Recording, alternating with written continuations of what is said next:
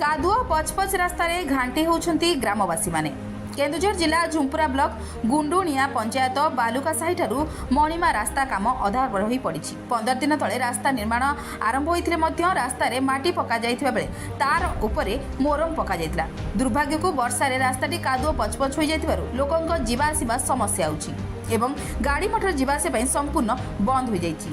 एही ग्राम को मुख्य रास्ता होइतिबारु लोक माने बहुत हैरान होउछन्ति। सेहीपरि रास्ता निर्माण आरंभ होइतिले केउ मध्यरे विभाग पक्षरु काम हेउछि एवं एथि पई केते टंका खर्च ହେବ से संपर्क रे लोके जानि पारु नांती।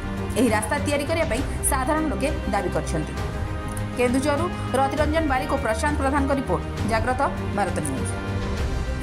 ठीक अछि। गुंडुनिया भालुका सारे आमे अछु एबे तुम नाडा बाबू आज्ञा सिद्धार्थ महंत।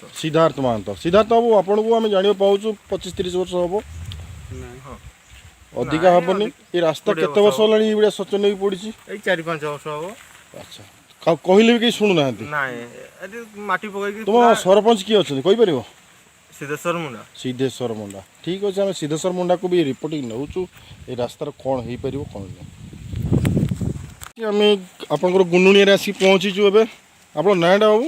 राधाकांत महंत आज्ञा। अच्छा ये जो रास्ता आम देखुचु एत कदर्य ये रास्ता जो देखुचु एटा केते वर्ष होला ये रास्ता एमती पड़ी?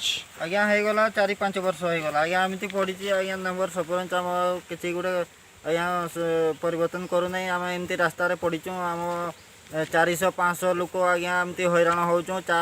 8-10 किलोमीटर बुलिकी जाइके पड़ुची आज्ञा। ताले जहाँ को भी अभियोग कले बेटा एटा तुम रहउछ चंपुआ ब्लॉक चंपुआ ब्लॉक ना आज्ञा झुंपरा ब्लॉक आज्ञा। ठीक अछि। आम वीडियो को भी या विषय जणाउछु। ए रास्ता आम देखि पारुछु आज आसिकरी बहुत काद नळ नर्दमा ए सब ठीक ठीक नहीं तेणु